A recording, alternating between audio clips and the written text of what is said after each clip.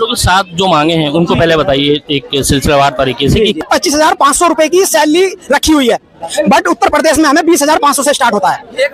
5,000 रुपए कम मिलते हैं हमें। उसके मोदी जी ग्लोबल पे जाके दिखाते कि हमारे उत्तर प्रदेश में, इंडिया में देखो संजीवनी इतनी है, हमारा स्वास्थ्य विभाग इतना, उस ग्राफ को हम मेंटेन। जो सीएचओ 6 साल तक यदि काम किया तो उसको नियमित करेंगे। जो लोग सीएचओ 6 साल तक काम कर चुके हैं उनको अभी तक कोई नियमित नहीं किया गया है। तो ये गाइडलाइन में बाकायदा है कि 6 साल तक जो भी महिला सुरक्षा के लिए, सिक्योरिटी के लिए हमारा कोई भी वहाँ पे मतलब इंतजाम नहीं है। आप वहाँ पे बीच में भी है, किसी के तो ऐसा है कि बिल्कुल खेत है और उसके बीच में है, जहाँ पे मतलब किसी फैमिली का भी घर नहीं है।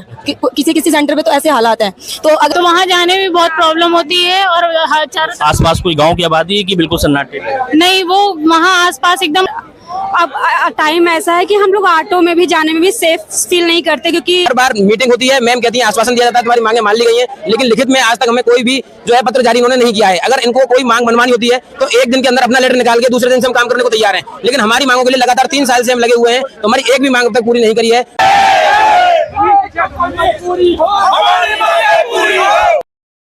आप देख रहे हैं हिंदुस्तान टीवी टुडे। खबर लखनऊ से। आज राजधानी लखनऊ में सीएचओ के कर्मचारियों ने कुछ मांगों को लेकर चारबाग एनएचएम मुख्यालय का घेराव किया। तो बता दें कि इनकी संख्या इतनी भारी थी कि चारबाग से लेकर यूको गार्डन तक यातायात व्यवस्था चरमरा गई। लोगों को जाम से जूझना पड़ा। चारबाग से इको गार्डन तक सीएचओ के कर्मचारी पैदल, बाइक, गाड़ी पे विशाल धरने के साथ नजर आए, जैसा कि आप तस्वीरों में देख सकते हैं।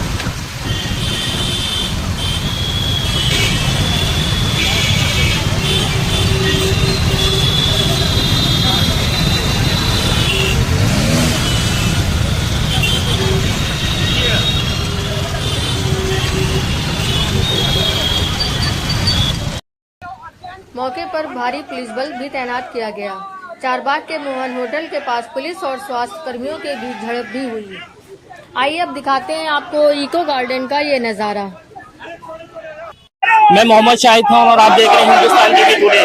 आप मेरे पीछे ये देख रहे हैं, ये जो कर्मचारी हैं ये सीएचओ के हैं और उत्तर प्रदेश के हर जिले से आए हैं अपनी मांगों को लेके। इनकी 7 मांगे हैं। इनका कहना है कि इनको वादा किया गया था कि अगर इन लोगों को जॉब करते करते 6 साल हो जाएंगे उनको नियमितकरण किया जाएगा, लेकिन बहुत से लोगों के 6 साल हो चुके हैं, उनको नियमितकरण नहीं किया गया है और ये संविदा पे हैं। आइए इन्हीं से पूछते हैं और क्या मांगे हैं और किन कहाँ से आए। सर क्या नाम है? मेरा नाम मुकेश कुमार है। मैं जिला मुरादाबाद से आया हूँ। मैं association of community health officer का जो है पूर्व प्रदेश महामंत्री हूँ। हमारी जो डिमांड है स्टेट गवर्नमेंट से और एनएचएम मैडम से हैं, जो कि एक नियमितीकरण है, जिसमें भारत सरकार की गाइडलाइन के हिसाब से 6 वर्ष होने के बाद जो है परमानेंट करने का प्रावधान रखा है, पर अभी भारत स्टेट गवर्नमेंट जो है उस चीज पे कोई ध्यान नहीं देती है। आप लोग के साथ जो मांगे हैं उनको पहले बताइए एक सिलसिलेवार तरीके से कि कौन कौन सी। एक तो हमारी एएमएस अटेंडेंस मैनेजमेंट सिस्टम, जो कि हम 1.5-2 साल से उसको लगा रहे थे, बट अभी उन्होंने क्या करा, उसको 14 तारीख को अपडेट कर दिया। अपडेट क्या कर दिया है, ये मान के चलिए आप रेटिना के हिसाब से उन्होंने अपडेट कर दिया है। डिजिटल हैंड में अगर एएमएस इतना अच्छा है तो एनएचएम कर्मचारियों पे, बाकियों पे लागू क्यों नहीं होता? ओनली सीएचओ पे ही क्यों लागू होता है? अभी बेसिक टीचरों पे हुआ था, उन्होंने विरोध किया, ये वापस हुआ। उन्होंने विरोध किया, वापस हो गया। हमारा एक ये, हम अटेंडेंस मैनेजमेंट सिस्टम को लगाने मना नहीं कर रहे हैं, बट हम ये कह रहे हैं कि जब हम पे लागू है तो वो सारे स्वास्थ्य कर्मियों पे होना चाहिए।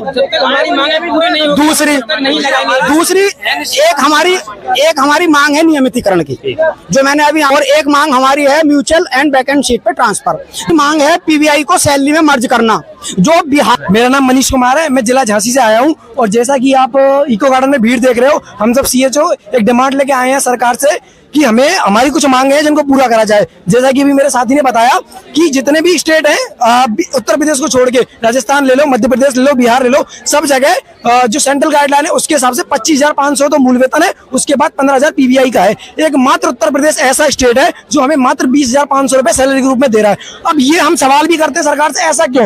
मतलब काम हम उतना कर रहे हैं, सारे स्टेटों के बराबर कर रहे हैं, और आप ग्राफ जाके देखो, कोई भी जो ग्राफ चलता है जिसको हमारे पीएम नरेंद्र मोदी जी ग्लोबल पे जाके दिखाते कि हमारे उत्तर प्रदेश में, इंडिया में देखो संजीवनी इतनी है, हमारा स्वास्थ्य विभाग इतना, उस ग्राफ को हम मेंटेन कर रहे हैं। हम रूरल क्षेत्र पे काम कर रहे हैं, कोई भी छोटा मोटा बीमारी है, इन्फेक्शन है, वो ग्राउंड लेवल पे पहले फैलता है, उसको हम कंट्रोल कर रहे हैं।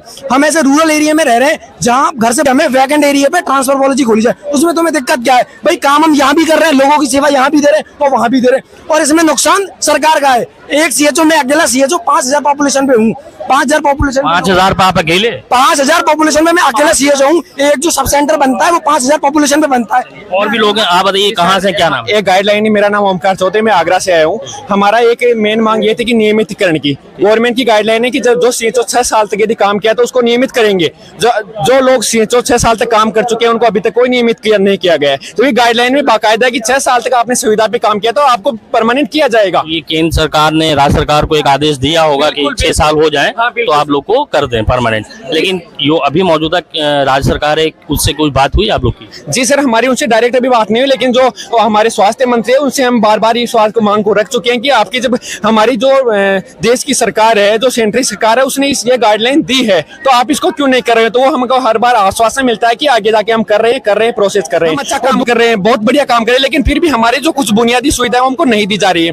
जबकि कुछ महिला हमारी साथी है, उनको बहुत ही गाँव के अंदर अभी आपने देखा कैसा एक हादसा हुआ था कोलकाता में। आइए हमारे साथ बात करने के लिए एक महिला वो भी हैं। मैम पहले बताइए क्या नाम है और आपकी क्या कहना है आपका? मेरा नाम सीएचओ प्रगति पांड्या है, मैं जिला प्रयागराज से हूँ। मैं ये कहना चाहूंगी कि पहली बात तो हमें एएमएस से कोई दिक्कत नहीं है, हमें लगाने में कोई दिक्कत नहीं है, लेकिन ये सिर्फ हमारे ही लिए क्यों, टीचर्स के लिए भी था तो उन्होंने अपना हड़ताल करके उस चीज को बंद कर दिया और हम लोग 2 साल से लगातार एएमएस लगा रहे हैं, उसके बाद भी हमारी कोई सुनवाई नहीं है। सेकेंड थिंग है कि हमारी जो भी महिला सुरक्षा के लिए, सिक्योरिटी के लिए हमारा कोई भी वहाँ पे मतलब इंतजाम नहीं है। आप वहाँ पे जाओ गांव में, जब लोग हॉस्पिटल में, डिस्ट्रिक्ट हॉस्पिटल्स में सेफ नहीं है, आप लोग कैसे उम्मीद रख सकते हो कि हम लोग गांव में जाके सेफ होंगे? सेकंड, आप लोग से कितनी देर तक काम लिया जाता है, क्या घंटे काम लिया जाता है? सर 9 से 5 हमारा 9 से 5 काम लिया जाता है। उसके साथ हमें वहाँ पे कोई भी फैसिलिटी नहीं है, चाहे वो लेडीज स्टाफ है, कितने जेंट्स हैं? सर 80% लेडीज हैं, ठीक है, और उसके साथ वहाँ पे हमें कोई भी सेफ्टी या फैसिलिटीज भी नहीं प्रोवाइड की जाती, जैसे पानी, इलेक्ट्रिक लाइट भी नहीं है, कुछ भी नहीं है, और सेंटर्स भी वैसे वॉशरूम भी नहीं है। तो आप ये सोचो कि वहाँ पे हम जाएं तो अपना मतलब जो मूलभूत सुविधा होनी चाहिए कि कम से कम महिला को रखे, तो आप वॉशरूम वगैरह, सिक्योरिटी गार्ड वगैरह कुछ कोई व्यवस्था नहीं की गई है? व्यवस्था नहीं है वहाँ पे। आप घर से कितनी दूर जाती हैं? सर मैं लखनऊ की हूँ और मैं प्रयाग में पोस्टेड हूँ। तो कितने साल से? सर 3 साल होने को आ रहे हैं। 3 साल से वहीं रहे नहीं आप? जी 3 साल से वहीं रह रहे हैं और हमारे लिए कोई सिक्योरिटी नहीं है, ट्रांसफर्स भी चालू नहीं गई है। हर बार आश्वासन देके हम लोगों को बाहर भेज दिया जाता है और हर 3 साल पे मतलब हम लोग आ चुके हैं, एक बार और भी हो चुकी है बातचीत, लेकिन उन्होंने सब हम लोगों को एमडी मैम वगैरह ने सबने सिर्फ आश्वासन दिया, उसके अलावा कुछ नहीं। जैसे कि आपने सुना, बहुत बड़ी बात है, महिलाओं जो लखनऊ में रहती हैं प्रयागराज में उनसे नौकरी करवाई जा रही है और इन्होंने बताया कि सुरक्षा के नाम पर कोई भी मानक नहीं है, कोई वॉशरूम वगैरह साफ सुथरा नहीं है, गार्ड नहीं। और भी महिलाएं हैं, हमसे बात करेंगे। मैम ये बताइए, ये हमारे साथ बातचीत करने के और भी लोग। मैम पहले तो क्या नाम है और कहाँ से आए? मेरा नाम पूजा मलिक है और मैं शामली डिस्ट्रिक्ट से आई हूँ। मैम ये बताइए, जो आज ये लोग आप धरना प्रदर्शन कर रहे हैं और जो आप लोग की मांगे आपके दोस्तों ने, साथियों ने बताया, लेकिन आप एक महिला हैं, बताइए जहाँ सेंटर में आप काम करती हैं वहाँ पे क्या फैसिलिटी मिलती है और क्या फैसिलिटी नहीं है? सर हमारे जो सेंटर्स है वो गांव में है, तो गांव में क्या होता है, वो सेंटर्स है ना खेतों के बीच में भी है, किसी किसी के तो ऐसा है कि बिल्कुल खेत है और उसके बीच में है, जहाँ पे मतलब किसी फैमिली का भी घर नहीं है, किसी सेंटर पे तो ऐसे हालात हैं। तो अगर हम पूरे दिन वहाँ पे 9 बजे से 4 बजे तक जो एएमएस लागू किया है, पूरा 9 से 4 तक अकेली एक लड़की रहेगी और आजकल एक हॉस्पिटल में डॉक्टर सेफ नहीं है, तो हम लोग कैसे उम्मीद कर सकते हैं कि हम एक अकेले इंसान एक HWA पर सेफ रह सकते हैं? तो मेरी तो यही वो है कि भाई या तो हम लोगों को कुछ प्रोटेक्शन दिया जाए कि भाई फीमेल्स रहती है तो उनके साथ कुछ ऐसा एक रखना चाहिए कि भाई उनके साथ कोई सेफ्टी पॉइंट से कोई चीज ऐसी करनी चाहिए ताकि आप लोगों को कोई दिक्कत परेशानी ना हो। यस सर, हमारी यही मांगे है कि भाई अगर हम लोग एक गांव में बिल्कुल सुनसान इलाके में एक अकेले सेंटर पे एक फीमेल रह रही है तो उसकी रिस्पॉन्सिबिलिटी, अगर कल को उसके साथ कुछ घटना हो जाती है तो उसकी जिम्मेदारी कौन लेगा? तो इन लोग का कहना है कि जैसे कि ग्रामीण क्षेत्रों में ये लोग काम कर रहे हैं, वहाँ मूलभूत सुविधा के साथ इनकी सुरक्षा के भी कुछ सरकार को इंतजाम करने चाहिए। और भी कुछ महिलाएं बात करेंगे। मैम क्या नाम है, आप कहाँ से? सर मेरा नाम पूजा है, मैं बाराबंकी से आई हूँ। मैम आप घर से कितनी दूर पे हैं आप? सर मेरा घर से 35 किलोमीटर के, मैं लखनऊ से अप डाउन करती हूँ, मेरा 35 किलोमीटर के नियर अबाउट सेंटर पड़ जाता है।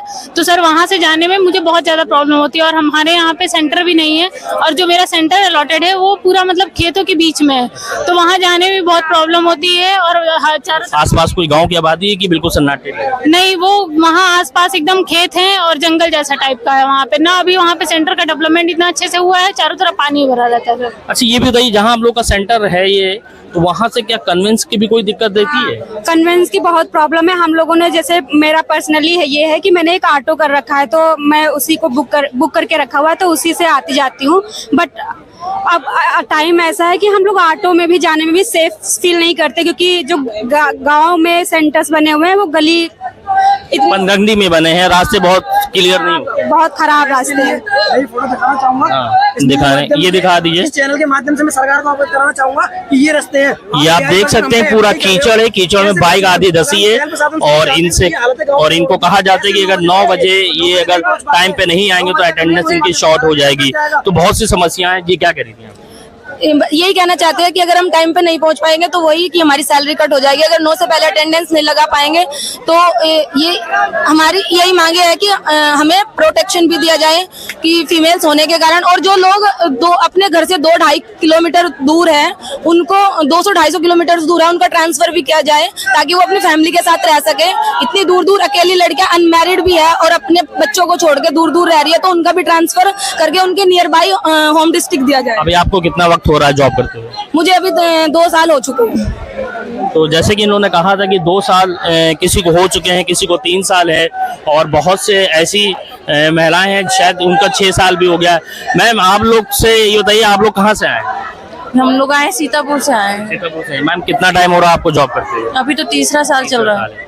मैम सेंटर कितनी दूर है आपके घर से? मेरा तो पास में ही है, लेकिन और लोग और जो हमारे साथी हैं उन लोगों का दूर रहता है। मैम सेंटर में महिलाओं के लिए मूलभूत सुविधा मिल रही है आपको? नहीं, बहुत ज्यादा नहीं अच्छी मिल रही है। कोशिश कर करके थोड़ी बहुत कर ली है।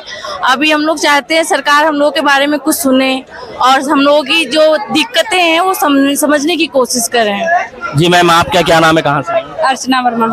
मैम आप बताइए। सर हम लखीमपुर से हैं और मेरा सेंटर सीतापुर में है।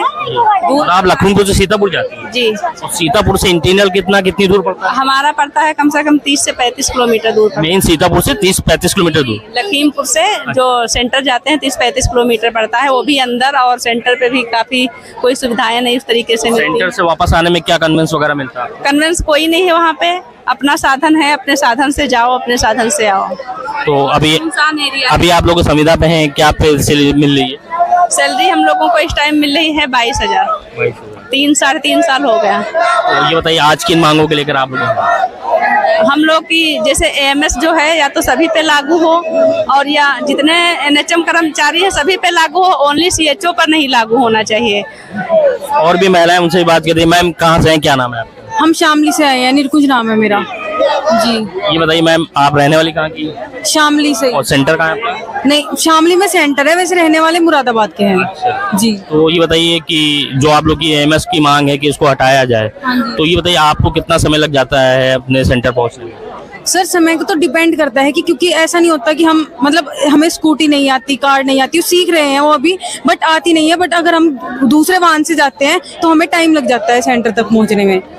ऐसे क्योंकि अब हमें क्या करना पड़े, जैसे कि हम मुरादाबाद में रहना चाहते हैं, बट रहना हमें शामली पड़ रहा है, 200 किलोमीटर का अंतर हो गया। उस फासले को कम करने के लिए हमारा स्थानांतरण करा नहीं जा रहा, तो जब स्थानांतरण नहीं हो रहा है तो हमें हमारी सैलरी का आधा हिस्सा वही खर्च हो जाता है फिर। अच्छा, ट्रांसफर का कोई क्राइटेरिया है कि इतने साल होने के बाद आप लोग को? नहीं, ऐसा कुछ नहीं है। अब से 2 साल पहले तक म्यूचुअल ट्रांसफर हुए हैं 2 बार, उसके बाद कोई ट्रांसफर नहीं हुआ है। अभी रोक लगा दी गई है उसमें। और आपको हम दिखाना चाहेंगे, देखिए एक अपने बच्चों को भी साथ में लेके आए, उनसे भी मैम से पूछेंगे मैम क्या नाम है और कहाँ से आई हैं? सर मेरा नाम नीलिमा दीक्षित है, हम हर गाँव सीतापुर में पोस्टेड। मैम आप बारिश में अपने बच्चे के साथ यहाँ भीगते इस टाइम? मेन रीजन दिक्कत तो यही है ना कि ट्रांसफर ओपन नहीं हो रहा है, और जिस वजह से हमको अपने बच्चे को लेके अकेले रहना पड़ता है, अकेले इसको ले जाके ड्यूटी भी करनी है, अकेले ही सब चीज करना है। मैम सेंटर पे आप लोग को कुछ मूलभूत सुविधाएं मिलती हैं सेफ्टी पॉइंट ऑफ व्यू से? क्योंकि अभी एक कलकत्ता में बहुत बड़ा हादसा हुआ। नहीं सर, ऐसा कुछ नहीं। हम लोग का सेंटर जंगलों में बना हुआ है, कहीं कहीं ऐसा है कि रास्ते तक नहीं है। हम लोग अपना सेल्फ कन्वीनियंस से जाते हैं, वहाँ पे कहीं बहुत जगह बहुत रूरल में है कि वहाँ अकेले आने जाने में भी डर लगता है। अगर वहाँ 9 से 4 तक ड्यूटी करनी होगी तो हम लोग का सेफ्टी पॉइंट से कुछ भी नहीं है वहाँ पे। तो परिवार को तो बड़ी चिंता रहती होगी, आप लोग अकेले बता रही रहती हैं, तो वीकेंड्स में घर जाती हूँ? नहीं सर, हम लोग 6-6 महीने में जाते हैं घर, क्योंकि इतनी दूर ट्रैवल करना बच्चे के साथ बहुत मुश्किल है। तो चलिए और भी कुछ लोग हैं, उनसे ही बात चलती है। मैम क्या नाम है, आप कहाँ से आए? मैं शामली डिस्ट्रिक्ट से। मैम आपका सेंटर कहाँ है? मेरा सेंटर कांदला ब्लॉक में आलदी गांव है। क्या कहना चाहेंगे मैम? मैं बस ये कहना चाहूँगी कि एएमएस मतलब लगाया है इन्होंने, अगर हम लेट हो जाते हैं तो तब हमारी सैलरी कट जाती है। अगर एएमएस लगाना ही था तो हम सब जितने भी हमारे ये मेडिकल स्टाफ है उन सब के लिए होना चाहिए। जैसे डॉक्टर्स हो गए, अभी जो एक डॉक्टर मौमिता हैं कोलकाता में, जिनका बेंगलुरु में है शायद, वो उनका जो केस हुआ है वो तो सभी को पता है। उनका जो वो डॉक्टरों की सेफ नहीं है। हम लोग तो बिल्कुल गाँव में जा रहे हैं, हम लोग कैसे सेफ हैं? तो जैसे कि आपने सुना है, बहुत सी महिलाओं ने ये बात रखी कि जो एएमएस है, जो एएमएस की जो बात है अटेंडेंस की, उन्होंने बताया कि गांव की सड़कें बड़ी खस्ता हाल है और बारिश का मौसम है, कई बार ऐसा होता है कि कन्वेंस नहीं मिलता है, उनको उसमें भी दिक्कत होती है, इसलिए उस अटेंडेंस को लेके थोड़ा सा परेशान भी है। लेकिन उनका कहना है कि अगर उनको सुविधाएं दी जाए सेंटर पे, उनकी सुरक्षा की भी सुविधा का ख्याल रखा जाए, तो वो एमएस के से भी कोई किसी चीज उनको कोई दिक्कत परेशानी है। आपका और क्या, कहाँ से आप हैं? बात करिए, डरिए नहीं। मैं उन्नाव से हूँ। तो मैम क्या कहना चाहेंगे आप? यही कि हमारे साथ मतलब बहुत ज़्यादा काम लिया जाता है। एक तो ऑनलाइन वर्क इतना ज़्यादा हो गया, उसके बाद हमें ऑफलाइन वर्क भी सारा करना है, हमें रजिस्टर भी सारे मेंटेन रखने हैं, गांव-गांव घर-घर जाना पड़ता है। उसके बाद हमारा मतलब कि पीबीआई अलग देते हैं, सैलरी अलग देते हैं, तो बस यही सब बहुत सारी दिक्कतें हैं ऑनलाइन अटेंड। और भी आइए और भी लोगों से बातचीत करेंगे और उनसे भी जानेंगे क्या नाम है, बताइए कहाँ से आए? मेरा नाम CHO निखिल जांगड़ है। मैं ठाकुरद्वारा ब्लॉक मुरादाबाद जिले से आया हूँ। हमारी मुख्य मांगे ये हैं कि अटेंडेंस मैनेजमेंट सिस्टम में जो AI लागू किया गया है, तो AI के अंदर बाकी विभागों मतलब हमारे विभाग में और लोगों पे लागू क्यों नहीं किया गया? एकमात्र CHO पे ये लागू है। तो सबसे पहली बात तो ये है कि अगर ये लागू हो तो सब पे। AI क्या होता है पूरा बताइए हमें। आर्टिफिशियल इंटेलिजेंस होता है, इसमें हमारे आई का रेटिना स्कैन होता है, तब जाके हमारी अटेंडेंस लगती है। ये इन्होंने अभी किया है 14 अगस्त से, जिससे हम विरोध कर रहे हैं कि हम आर्टिफिशियल इंटेलिजेंस से अटेंडेंस नहीं लगाएंगे। अगर ये लागू होता है तो सब पे होना चाहिए, और अगर हमें लागू भी करते हो तो पहले हमारी मांगे पूरी करो। जो मांगे हम 3 साल से लंबित हैं, हम बार-बार मैम से मुलाकात कर रहे हैं, आश्वासन हमें लगातार दिया जा रहा है। ना तो हमारी वेतन विसंगति दूर हुई है, ना हमारी ट्रांसफर पॉलिसी को लिए। हर बार मीटिंग होती है, मैम कहती है आश्वासन दिया जाता है तुम्हारी मांगे मान ली गई है, लेकिन लिखित में आज तक हमें कोई भी जो है पत्र जारी इन्होंने नहीं किया है। अगर इनको कोई मांग मनमानी होती है तो एक दिन के अंदर अपना लेटर निकाल के दूसरे दिन से हम काम करने को तैयार हैं, लेकिन हमारी मांगों के लिए लगातार 3 साल से हम लगे हुए हैं, तो हमारी एक भी मांग अब तक पूरी नहीं करी है। बार बार हम आते हैं, बात होती है इको गार्डन में, इससे पहले भी हमने धरना दिया है, NHM ऑफिस में भी हम धरना दे चुके हैं, लेकिन आश्वासन के अलावा आज तक हमें लिखित में कभी कोई पत्र दिया नहीं गया है। जैसे कि आप देखिए ये हाथों में बैनर लिए हैं, वादे की भरमार, CHO लाचार, इन्हीं से बातचीत करेंगे। ये बताइए कोई डेलीगेशन गया आपका बातचीत करने? भी जी, अभी हमारे हिमालय भाई साहब गए हैं, मैम ने उनको बुलाया है। अब देखते हैं वहाँ पे अगर मांगे हमारी पूरी होती हैं लिखित में आज तो हमारा धरना आज समाप्त हो जाएगा, नहीं तो अनिश्चितकालीन धरना है ये, जब तक इस बार मांगे पूरी नहीं हो जाएंगी जब तक हम लोग यहीं पे रहेंगे। अगर लिखित में हमारी मांगे पूरी नहीं होती हैं, जब तक हम इको गार्डन में या लखनऊ छोड़ के हम नहीं जाएंगे। हमारी मांगे लिखित में पूरी होंगी तभी हम लखनऊ छोड़ के जाएंगे, वरना सारे CHO पूरे प्रदेश के 18,000 CHO हैं जो यहाँ आज उपस्थित हैं, सभी की सभी यहीं रहेंगे। लखनऊ तभी छूटेगा जब हमारी मांगे मान ली जाएंगी, वो भी लिखित के अंदर। तो जैसे कि आपने सुना, इनका साफ कहना था कि ये 18,000 की बड़ी संख्या बल है और आज उत्तर प्रदेश में इन्होंने कूच किया और धरना दिया। ये लोग अभी चारबाग MD ऑफिस में कर रहे थे मांगों के लेके, इनका एक डेलीगेशन गया है बात करने। सरकार ने जो इनसे वादा किया था कि 6 साल पूरा होने के इनको नियमितकरण करा जाएगा, वो क्या जाओ। कुछ महिलाओं ने बताया कि वहाँ जहाँ ये जॉब कर रही है अपने घरों से कई किलोमीटर दूर जाके, वहाँ पे कोई मूलभूत सुविधा नहीं है। और अभी आपने देखा था कि किस तरह से एक महिला डॉक्टर कलकत्ता में, उसके साथ एक हादसा हुआ। तो सरकार को इन सब में संज्ञान लेना चाहिए और अपनी आंखें खुली रखना चाहिए कि भविष्य में इन महिलाओं के साथ कम से कम सुरक्षा का इंतजाम पूरा कराया जाए। जो महिलाएं इतनी दूर 700-500 किलोमीटर दूर जाके कर रही हैं, उनको थोड़ा करीब करा जाए और उनकी सुरक्षा का भी ख्याल रखा जाए। लखनऊ से कैमरा पर्सन सलीम के साथ में मोहम्मद शाहिद खान, आप देखते हैं हिंदुस्तान TV।